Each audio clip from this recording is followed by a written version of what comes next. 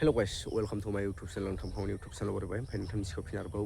गोदान भिडिअ लाना फैलायबाय नोंथांना भिडिअखौ मोजाङै थामनेल एबा टाइटेल नायनानै भिडिअ आं थामना भिडिअखौ उदाव स्किप खालामजासे जोबजासे नायलांदों लोगोफोर आं दिनै नोंथांजों गोबांथार निउस लाना फैदों नोंथांना बे निउसखौ मोनथिजोबनो लुगैदोंमोन नोंथांना भिडिअखौ फार्स्टनिफ्राय जोबजासे नाय आरोना ओमफ्राय जोंना फार्स्ट निउसाव दं मा होनो बेंगलर बड' वेलफेयार एस'सिएशननि आरोना बेंगलर बड' वेलफेयार एस'सिएशननि मा भिडिअ लाना फैदों होनना बुङोब्ला ओमफ्राय बिथांमोना बे बेंगलर बड' वेलफेयार एस'सिएशनजोंनो मोनसे फेसबुक पेज दं दे लोगोफोर ओमफ्राय बिथांमोना मा खामानि मावो होनना बुङोब्ला जोंनि आसामनिफ्राय जेनोखि थांना मा होनो आसामनिफ्राय फिसाय गोनांफोर सोरबा दोनखारलांनाय सोरबा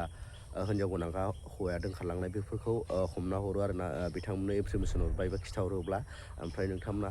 बे फेसबुक पेजखौ नुवाखैब्ला थांनानै फल' खालामहैनो हागोन बिथांमोना बेंगलर बड' वेलफेयार एस'सिएशनजोंनो मोनसे बे नामजोंनो फेसबुक पेज दं आरोना ओमफ्राय बिथांमोननि मोनसे भिडिअ लाना फैदों आं बे भिडिअआ मा नोंथांमोना डाइरेक्ट नायनो हागोन आरोना नोंथांमोन आं बिथांमोननि भिडिअखौ एसे होना होगोन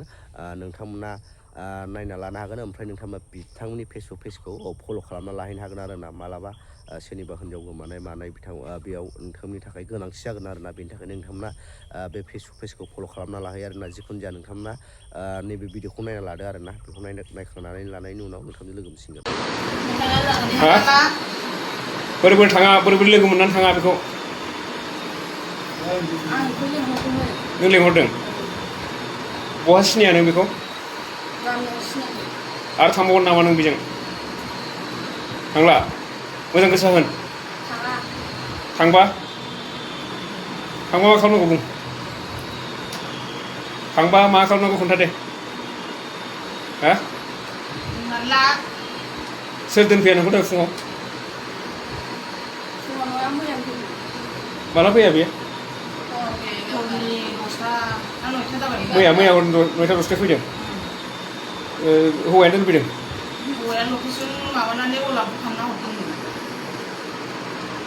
बबेयाव खालामा सोरनि मबाइलजों खालामा बुकिंखौ गावनिजों खालामनाय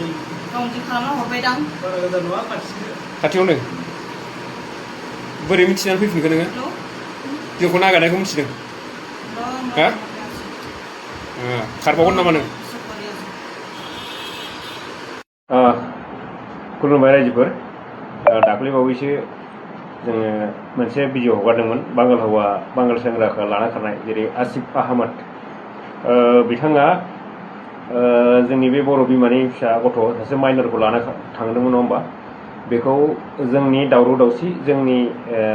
हुमखिनायखौ बा जोंनि माखासे नागिरनाय जाथायखौ मिथिनानै बिनि हौवासाया मैया एम्ब्रेन्टिना नाखौ रुमनि खाथिसिम दोनफैदों जाहैदों ओमफ्राय नोंथांमोना नैबे भिडिअखौ नुखाबाय भिडिअखौ नुनानै मा बुंनो सानो नोंथांमोना बिथांमोननि खामानि मावनायखौ नोंथांमोना कमेन्ट बक्सनि गेजेरजों फोरमायहरनो हागोन आरोना लोगोफोर ओमफ्राय दानिया फैदो जोंना सेकेन्ड निउसआ जाहैबाय लोगोफोर भिडिअखौ एसे इन्ट्रेस्ट खालामनो थाखाय आं